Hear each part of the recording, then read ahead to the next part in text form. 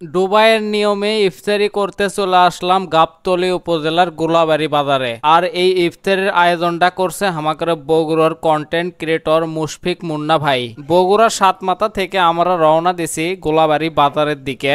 এই রোডে আমি সব থেকে বেশি একটা বিচ্ছিরি জিনিস দেখলাম, সেটা হচ্ছে এই রোডে সিএনজি গুলা এত ওভার স্পিডে গাড়ি চালায় যে কোনো মুহূর্তের মধ্যে বড় একটা দুর্ঘটনা ঘটবে। মোটামুটি 30 মিনিটের মধ্যে আমরা পৌঁছে যাই গোলাবাড়ি বাজারে। আর তারপরে আমরা খুঁজতে খুঁজতে চলে আসি গোলাবাড়ি বাজারের মসজিদে। আর মসজিদের ছাদের দিকে তাকিয়ে দেখি আমাদের ভাই ব্রাদার গুলো সবাই চলে আসছে। আর তারপরে আমি একটু সামনে গেলাম আর ভাবলাম এই জায়গায় আমি বাইক কই রাখবো, পরে হাতের বাম মুড়ে সাইডে বাইক রেখে দিলাম। এটাই হচ্ছে যে গোলাবাড়ি বাজারের মসজিদের সিঁড়ি।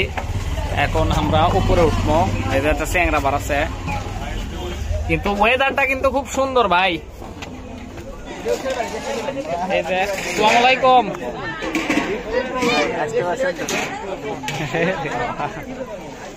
তো সবাই বসে পড়ছে। ইটালিয়ান মেহনত কিন্তু আরিফ ভাইয়া চলে আসছে। সমস্যা কি মানে আপনারা একলাই চলে আসছেন? ইটালিয়ান মেহনত আর আমরা বেশি দিন কিন্তু বাংলাদেশে থুবার পারবো না। ইটালিয়ার থেকে আসছে ইটালিয়াতে পেটে দেবো। এটা না মামুন ভাই, আমি দেখিনি। মামুন ভাই ইফতারের আয়োজনে করা হয়েছিল এক পাকে গরুর মাংসের বিরিয়ানি আর সাথে ছিল সালাদ। হ্যালো,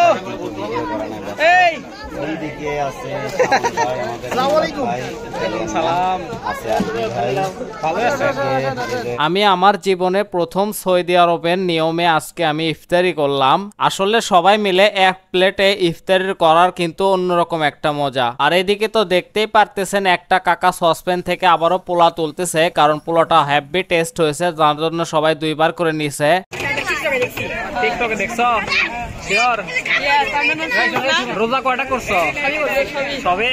তো এই ছিল আজকের ভিডিও। সবাই ভালো থাকবেন, সুস্থ থাকবেন। দেখা হচ্ছে পরবর্তী নতুন কোনো ভিডিওতে। আল্লাহ হাফেজ।